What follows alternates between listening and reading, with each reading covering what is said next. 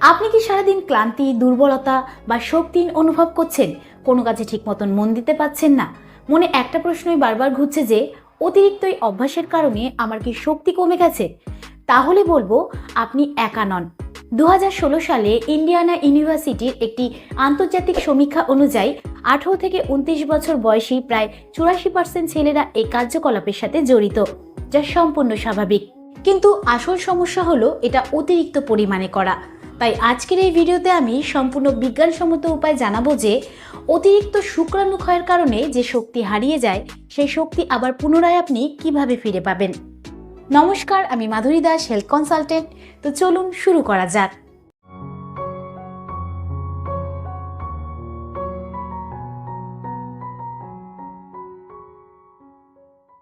ছেলেদের এই অভ্যাসটি কিন্তু কোনো নতুন সমস্যা নয়। এটি প্রাচীন চিকিৎসা পদ্ধতিতেও উল্লেখ আছে। সেখানে বলা রয়েছে যে অতিরিক্ত কার্যকলাপ শরীরের ওজস কমিয়ে দেয়। ওজস কথাটির মানে হচ্ছে শরীরের জীবনশক্তি বা ভাইটালিটি কমিয়ে দেওয়া। এখন প্রশ্ন হচ্ছে যে অতিরিক্ত কার্যকলাপের কারণে শরীরে ক্লান্তি বা দুর্বলতা কেন তৈরি হয়? দেখুন, এই কাজ করার সময় বেশ কিছু হরমোনের পরিবর্তন ঘটে। বিশেষ করে ডোপামিন হরমোন বেশি নিঃসৃত হয়। আর এই ডোপামিন হরমোন কিন্তু আমাদের মধ্যে আনন্দের অনুভূতি জাগায়। ঠিক এরপরে শরীর থেকে আরেকটি হরমোন বের হয়, যার নাম হচ্ছে প্রোল্যাক্টিন হরমোন। আর এই হরমোনটি কিন্তু আমাদের শান্ত ও তৃপ্ত রাখতে সাহায্য করে। কিন্তু অতিরিক্ত প্রোল্যাক্টিন হরমোন দীর্ঘমেয়াদে শারীরিক ইচ্ছা বা শক্তিকে কমিয়ে দেয়। এরই সাথে প্রতিবার শারীরিক নিঃসরণে প্রায় 1 থেকে 3 মিলিগ্রাম জিঙ্ক শরীর থেকে বেরিয়ে যায়, যেখানে একজন পুরুষের শরীরে 11 মিলিগ্রাম জিঙ্কের প্রয়োজন।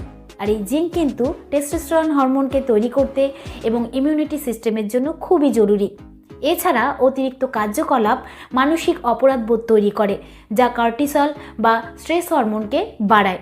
আর উচ্চ কর্টিসল কিন্তু টেস্টোস্টেরন হরমোন এবং ইমিউনিটি সিস্টেমকে দুর্বল করে। তাহলে এখন প্রশ্ন হলো, এরকম অবস্থাতে আপনি কি করবেন? সবার প্রথমে যত তাড়াতাড়ি সম্ভব আপনাকে অভ্যাস কমানোর চেষ্টা করতে হবে। কিন্তু আমি এরকম বলছি না যে একদিনেই ঠিক হয়ে যাবে, আস্তে আস্তে ঠিক হবে।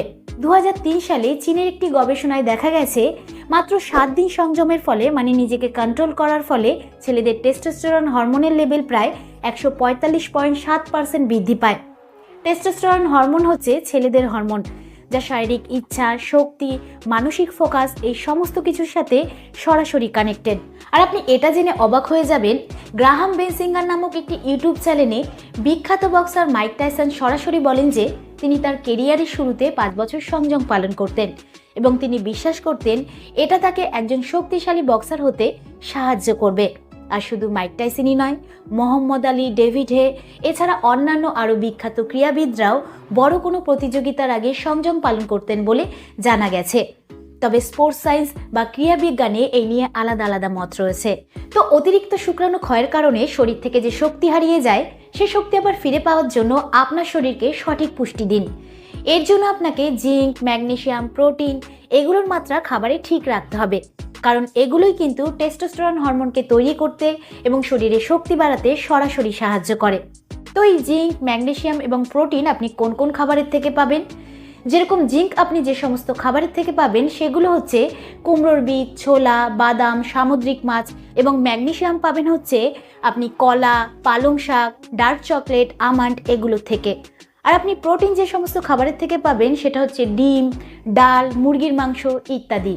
এছাড়া নিয়মিত ব্যায়ামও কিন্তু আপনার হরমোনাল ব্যালেন্সকে ফিরিয়ে আনতে পারে, যেরকম স্কোয়াট, পুশ আপ, তারপরে স্ট্রেচিং, ওয়েট তোলা, জগিং এগুলো কিন্তু আপনি দিনে 30 মিনিট করে করতে পারেন। কিন্তু একটা কথা মাথায় রাখবেন, অতিরিক্ত ওয়েটের ব্যায়াম একদমই করতে যাবেন না, এতে উল্টো রিয়াকশন হতে পারে। তো আমি যে সমস্ত ব্যায়ামগুলোর কথা বললাম সেগুলো কিন্তু টেস্টোস্টেরনের লেভেলকে বাড়াতে এবং মানসিক চাপ কমাতে খুবই কার্যকর। এবার সব থেকে গুরুত্বপূর্ণ বিষয় হলো, আজকের যুগে আমরা এতটা ইন্টারনেট বা সোশ্যাল মিডিয়ায় ঢুকে গেছি যে অনেক সময় আমরা অতিরিক্ত উত্তেজক মিডিয়ার সংস্পর্শে চলে আসি। আর বিভিন্ন বেসরকারি সংস্থার পর্যবেক্ষণ অনুযায়ী ইন্টারনেটে যে সমস্ত ভিডিওগুলো রয়েছে সেগুলো কিন্তু অল্প বয়সী ছেলেদের জন্য আচরণগত পরিবর্তনের কারণ হয়ে দাঁড়াচ্ছে। এমনকি ভারত এবং বাংলাদেশে এই সমস্ত ভিডিওর ব্যবহারের হার এতটাই বেড়ে গেছে যে ছেলেদের মস্তিষ্ককে আরও বেশি উত্তেজিত করে তুলছে, যা অনেক ক্ষেত্রে মানসিক সমস্যার জন্ম দিচ্ছে। এর ফলে কিন্তু স্বাভাবিক জিনিসে তারা আর আগের মতন সন্তুষ্ট হচ্ছে না।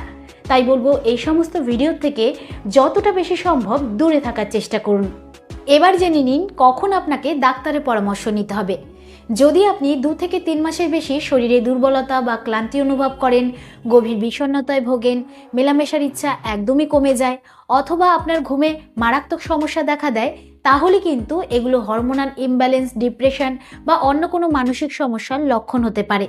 এরকম অবস্থাতে ঘরে বসে না থেকে একজন ডাক্তারের পরামর্শ নিন।